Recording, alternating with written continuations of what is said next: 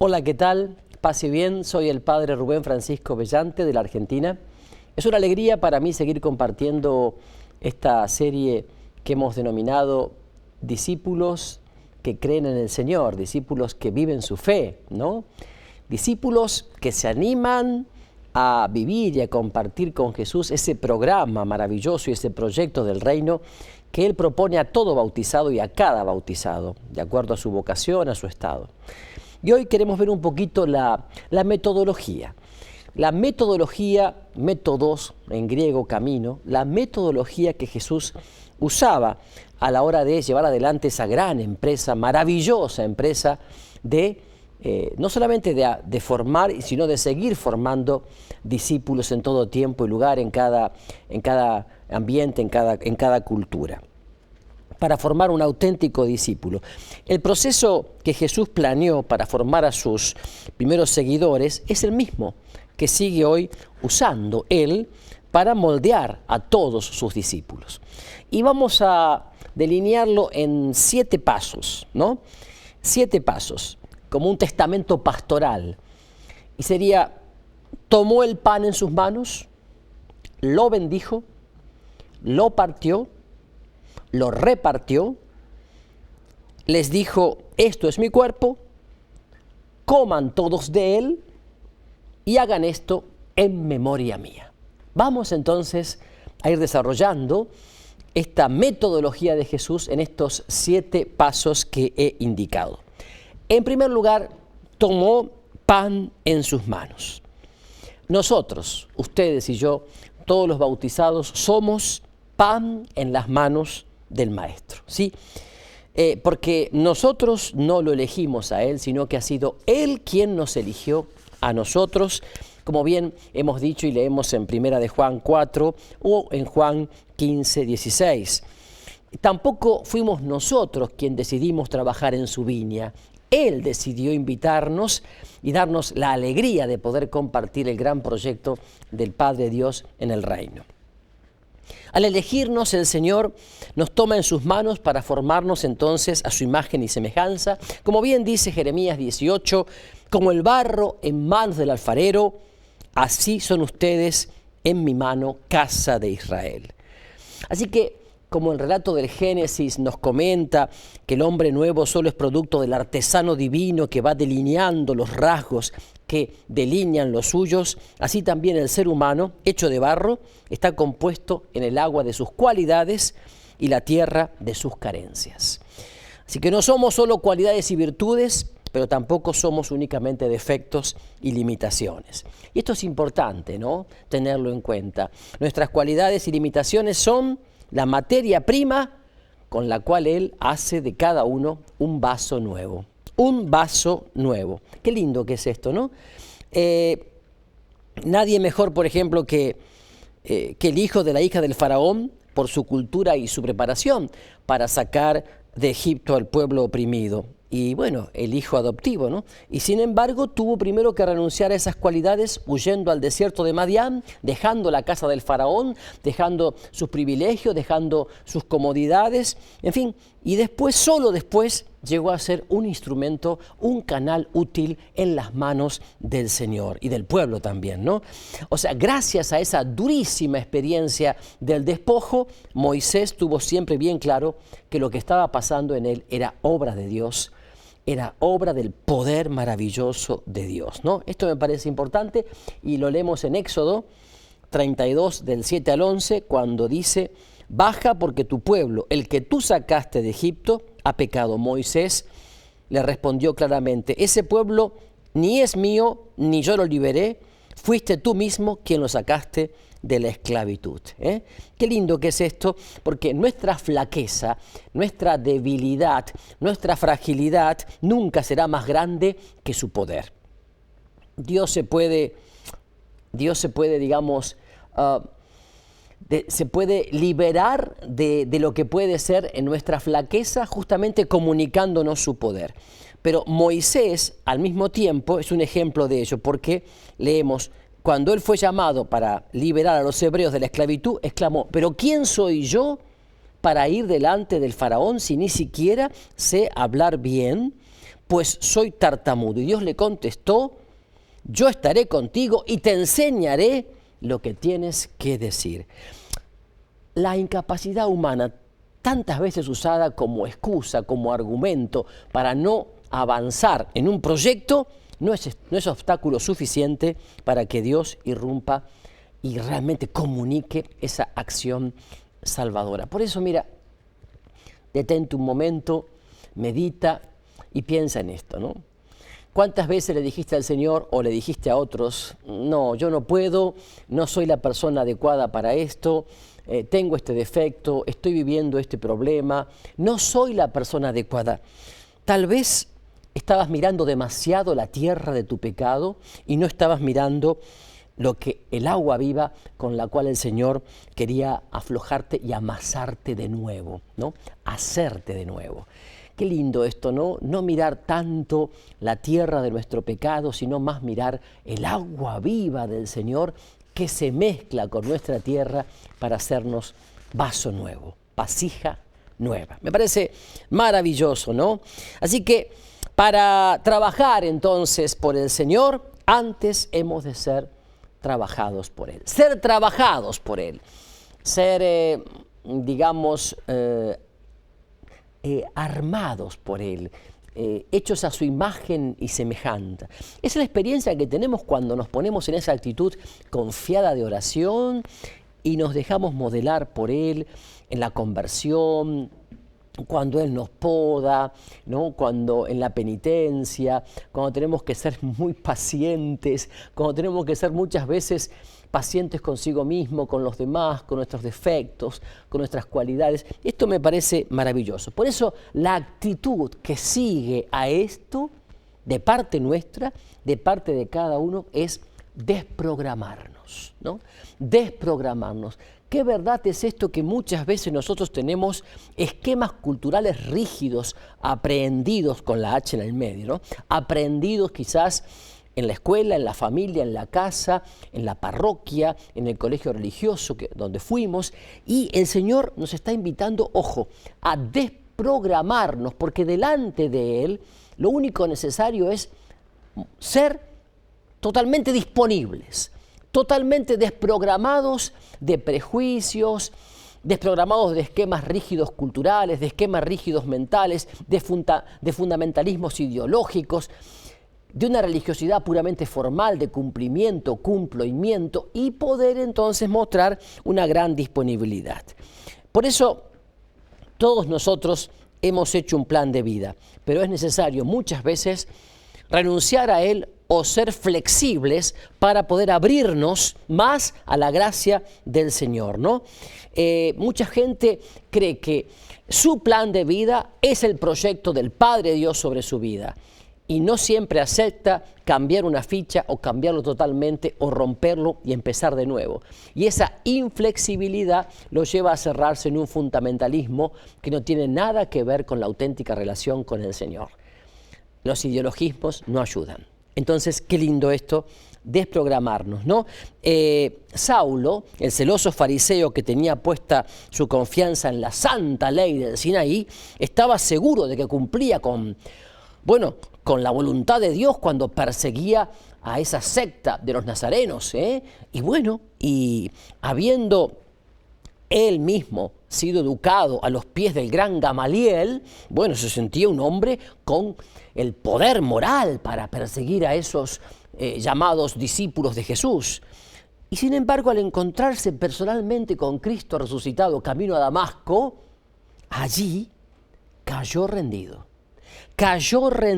Depuso las armas, atención, en las que tenía puesta su confianza y en vez de decidir hacer o enseñar como era su costumbre, simplemente dijo esto: Señor, ¿qué quieres que haga?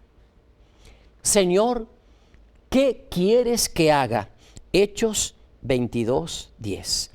Qué actitud tan importante de desprogramación, la de Saulo de Tarso.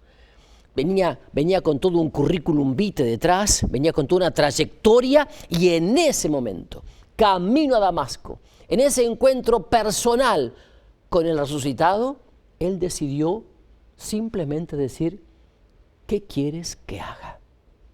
que es como decir, quiero nacer de nuevo, quiero empezar de nuevo. La segunda parte que estamos viendo de este programa de Jesús que decíamos, es lo bendijo. Lo bendijo. En cuanto Jesús toma el pan entre sus manos, lo bendice. Lo primero que el Maestro hace con nosotros es bendecirnos. Sabemos que la palabra bendición viene de bien decir, y es el bien decir de Dios sobre nosotros. Dios siempre bien dice de cada uno de sus hijos e hijas y nunca maldice. O sea, Él siempre nos bendice. Y esto es muy bueno porque el que se siente bendecido se siente aceptado, asumido, amado, reconocido, valorado por su Creador, por su Hacedor, por quien lo hizo a su imagen y semejanza. Y esto es muy importante porque una persona que no se sienta bendecido difícilmente podrá ser un discípulo.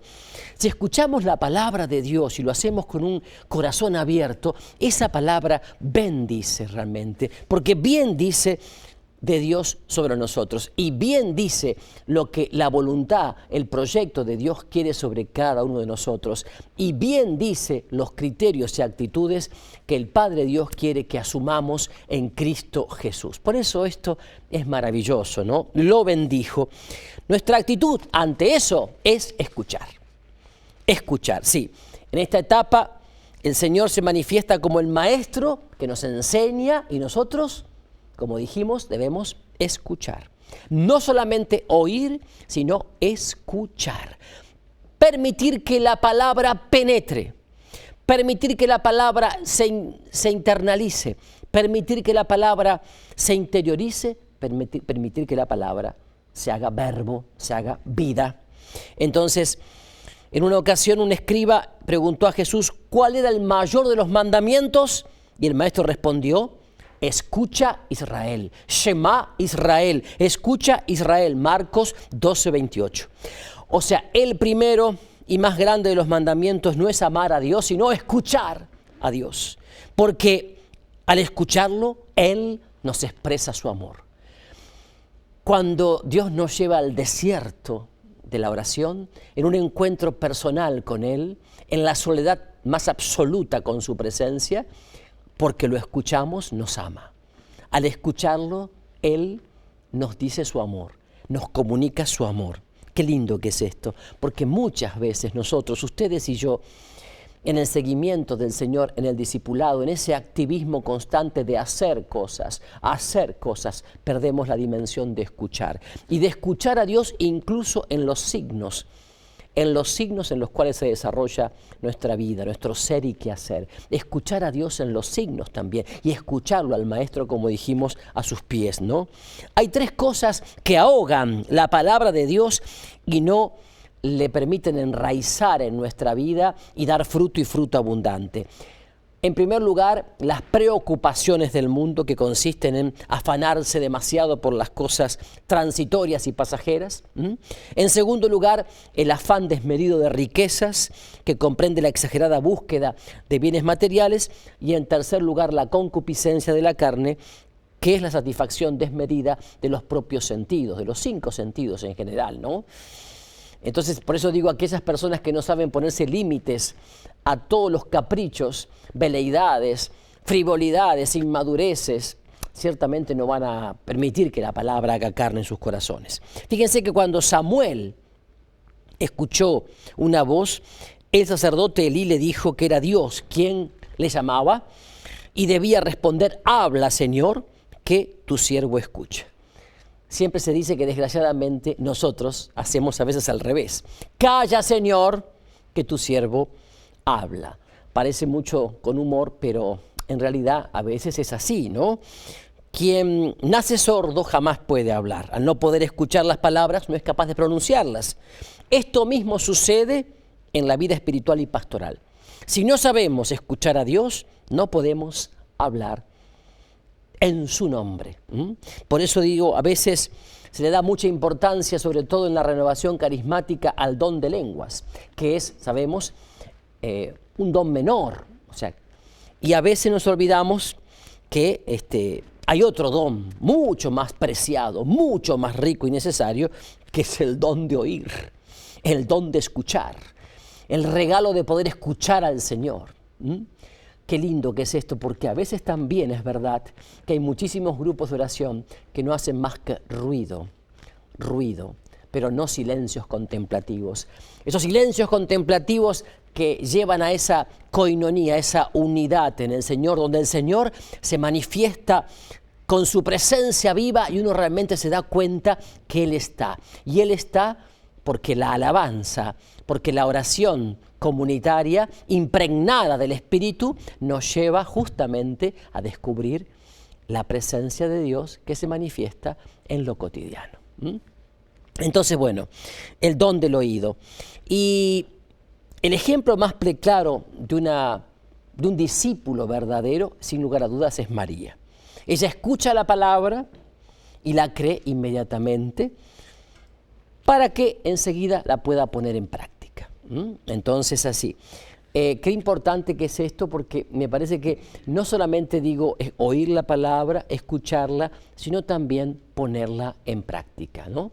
Ponerla en práctica. Y María, en ese sentido, sigue siendo la discípula perfecta, ¿no? La que está a los pies del Maestro. Otra actitud que vemos en el Señor, hablando de este programa de Jesús que dijimos al inicio, es lo partió. Lo partió. Jesús, habiendo tomado y transformado el pan con su palabra de bendición, lo partió. Es el tercer aspecto en la formación de un discípulo.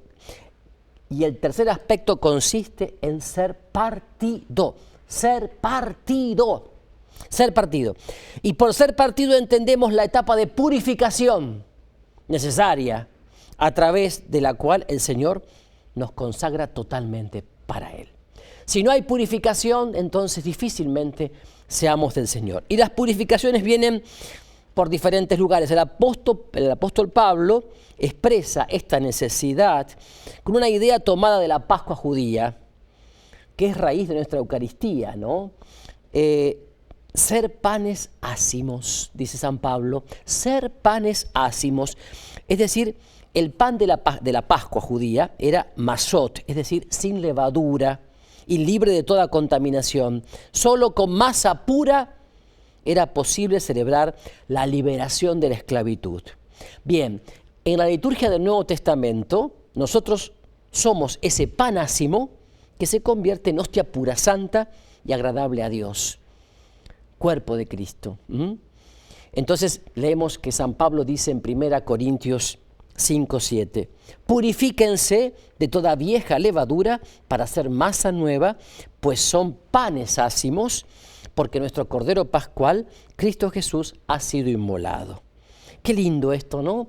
Qué lindo esto de despojarnos de todo lo que nos sobra, de todo lo que nos daña, despojarnos, incluso despojarnos de cosas que pueden ser muy lícitas y muy buenas para el mundo quizás, pero que no me son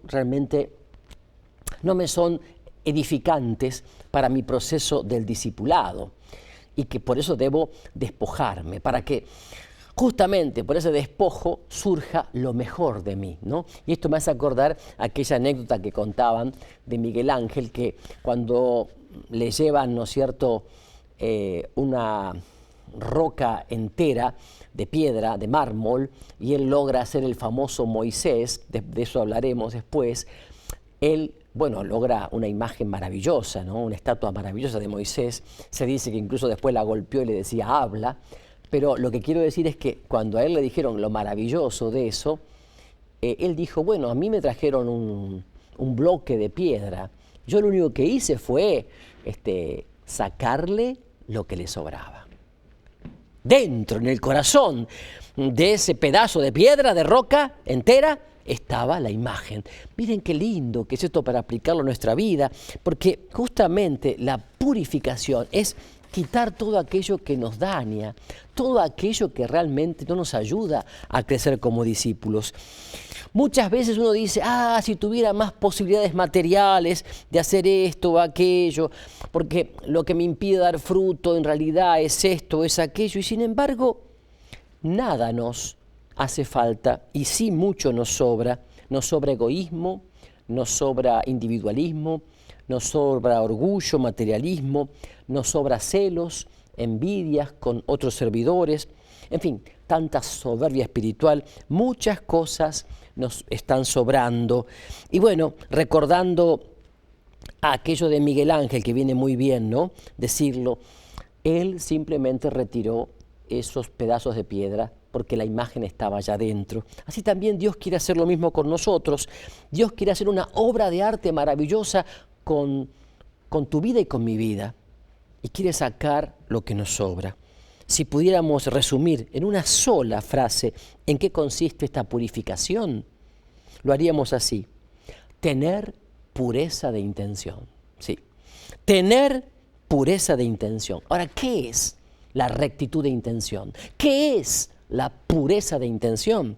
Bueno, si un metal se considera puro cuando no está mezclado con ningún otro elemento, así el oro y la plata son puros cuando no contienen ninguna aleación, bueno, la pureza es justamente considerada como la calidad por excelencia. La pureza de intención en hacer las cosas por una sola intención y recta intención y por la motivación que sea y que venga del Evangelio. Eso sería la rectitud de intención.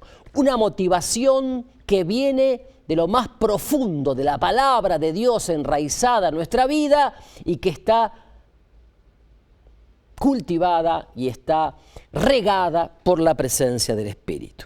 Entonces, la impureza, por tanto, consistiría en mezclar nuestras acciones apostólicas con intereses o ventajas personales que nada o tienen que ver. Vamos a ver algunos ejemplos de contaminación antes de terminar. Por ejemplo, algunas veces realizamos un importante trabajo apostólico, pero nuestra última intención es ser tomados en cuenta por los demás. Por eso nos desanimamos cuando los demás no nos tienen en cuenta. O bien nos esforzamos por cumplir el deber y realizar lo encomendado, pero ¿qué cosa? Buscamos quedar bien ante los demás y no siempre buscamos el bien de Dios.